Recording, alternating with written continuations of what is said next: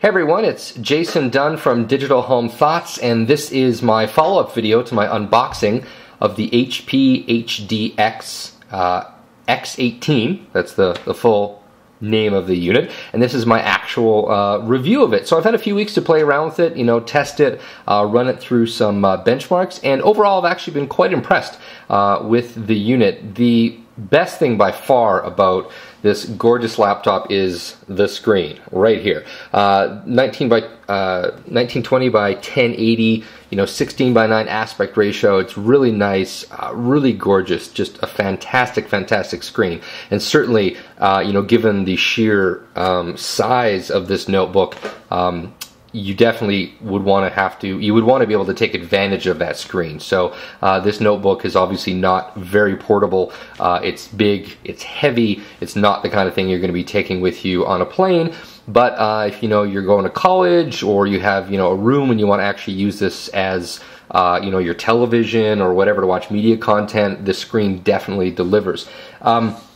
In my tests, there's a couple things I noticed. I did some tests with a Blu-ray DVD, so it has a Blu-ray drive in it. There is an option to get a Blu-ray burner, but the unit that I was given was just strictly a Blu-ray reader. But I did some tests with Hellboy 2, pretty cool video. Unfortunately, I can't really show you how it works due to YouTube's stance on copyright things, but overall, it performed really well as a Blu-ray player.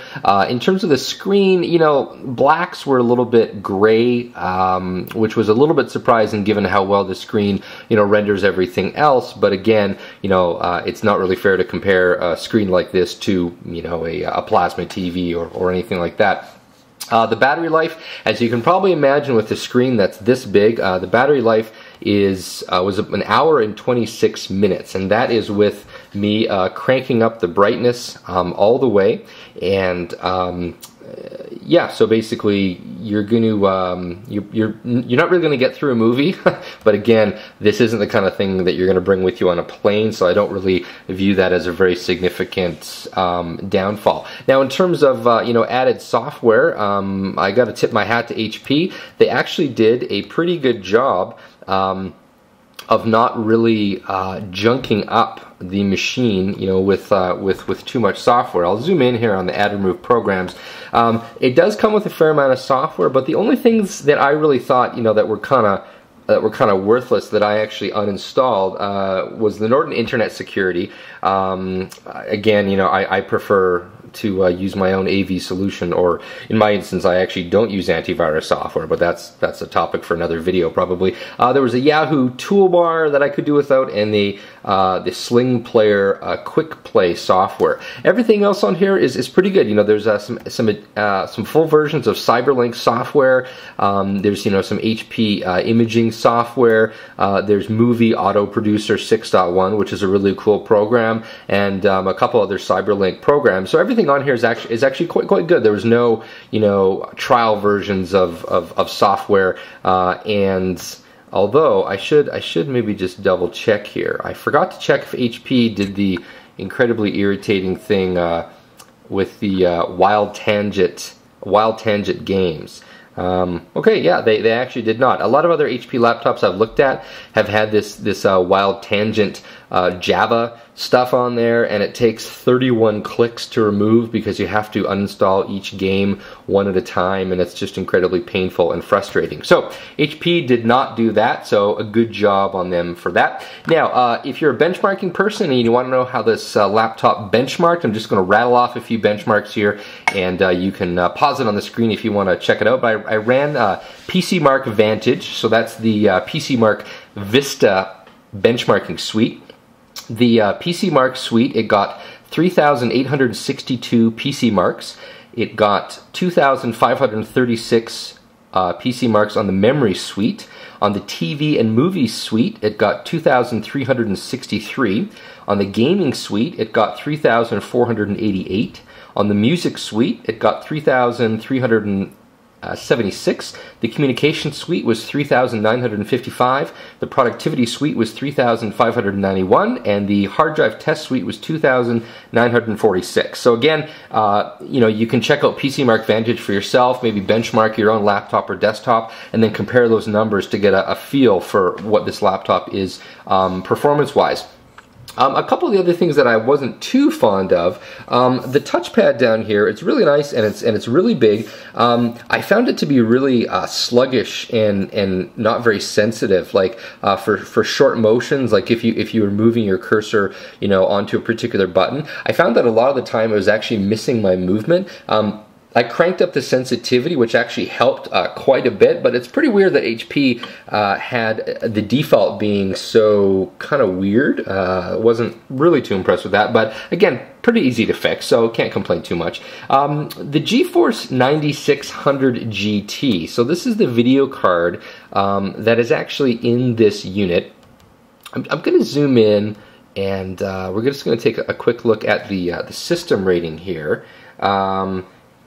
Now, I've updated the video card drivers, which is why it's saying that there's new hardware and these numbers aren't valid, but trust me, they are valid. They haven't changed. So, in terms of the processor, 5.2, memory of 5.9, graphics of 5.0, gaming graphics of 5.3, and the primary hard disk is a 5.4. So everything there is 5 or higher, which for a notebook is, fantastic. That's really, really impressive performance. However, I'm going to quote something that Maximum PC said about this. For gaming, they said, in fear, the HDX 18 was more than 20% slower than both the Apple and Dell machines, which both use the 8600M GT parts. The rigs were a little more evenly matched in Quake 4, where the HDX 18 had a better frame rate than the MacBook Pro, but was 5% slower than the XPS. So I'm not a real hardcore gamer, so I put that quote in there to give you guys a bit of context for what this machine is like when it comes to gaming. Yeah, so you can take it or leave it. There's obviously, in terms of hardcore gaming notebooks, this does not have SLI graphics or a Crossfire solution. So if you really you want to have a gaming laptop to take to LAN parties or something, this is not going to be the best solution for you. But if you're into more casual gaming or even just regular gaming at not super high settings, this laptop should still deliver. Now, in terms of pricing, you can go to HP.com and you can get a base unit, a base version of this product for $1,299 US. That gives you a 2.26 gigahertz Core 2 Duo processor that gives you 2 gigs of RAM, and it also gives you a 250 gig hard drive that is a 5400 RPM drive. Blu-ray ROM, 802.11n, and no Bluetooth. So relatively straight ahead in terms of specs. If you want to totally max it out and pimp out the laptop, it'll run you about $3,148 as of today, and that's with the super high-end Core 2. The quad core processor, which adds like over $1,000 onto the price. So you really obviously want to get supreme performance out of that processor. But again, $1,299 is kind of where it starts. If you're in Canada, this particular version that I looked at isn't really sold anymore. There's a it's called the 1180CA version, and all the fun specs are right here. Essentially, it's $21.99, and it has a Core 2 quad processor, 500 gig hard drive, and 4 gigs of RAM. So if you're in Canada, that's basically the only version you can get. But if you live in the US or any other country where HP is gracious enough to offer customization, you can actually get this laptop configured with 2 500 gig hard drives, the 4 gigs of RAM, a gig on the video card memory, all sorts of crazy stuff. So overall, I would say that this is actually quite a good notebook. One other weird thing that I thought was really bizarre given the size of this notebook, check out how big the shift key is on the left here. I was kind of surprised because the shift key on the right is really big. In fact, it's actually slightly bigger than a normal keyboard, just by a little bit, but then the shift key on the left here is too little. And I'm not sure why HP did that, because of course they have so much room to work here. This is a multilingual keyboard with both French and English characters, and I'm not sure if maybe there's an extra key, you know, stuck in here, but regardless, it is kind of weird they didn't make it a little bit bigger.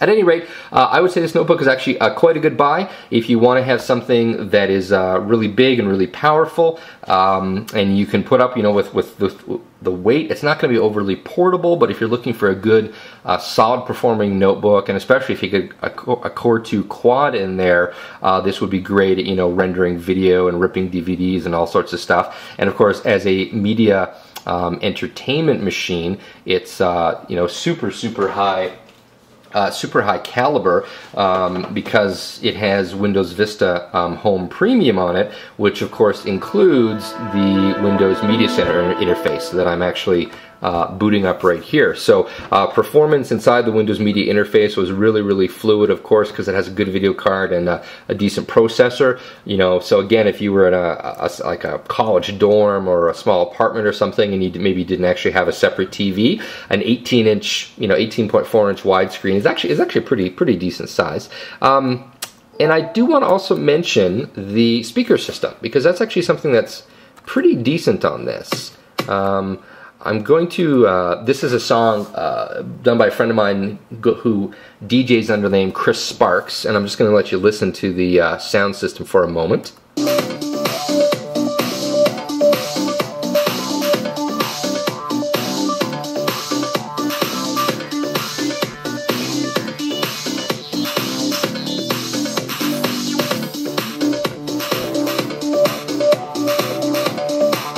So anyway, I'm not sure how well it's going to come out over the camera microphone here, but in terms of laptop sound systems, this is probably one of the better that I've actually heard. There is, believe it or not, a little bit of bottom end. There's not a lot, you know, you're still obviously going to want to hook this up to an external sound system, because it does have an HDMI port, as I mentioned in the unboxing video. It's really easy to hook this up, you know, to a sound system. It's really easy to, you know, pipe both the audio and the video from the Blu-ray out to an external, you know, monitor or plasma TV or whatever. So this definitely would make a really nice, you know, kind of media center solution if you just need to hook it up to a TV and away you go. So that's about it for my full review. If you have any questions, you know, feel free to post them in comments, and I will definitely do my best to answer them. This particular gorgeous laptop has to go back to HP Canada, so I will not have it for very much longer. But post your questions, I'll do my best to answer them. By all means, stop by Digital Home Thoughts, join our community, you know, check out the news and the reviews that we have there.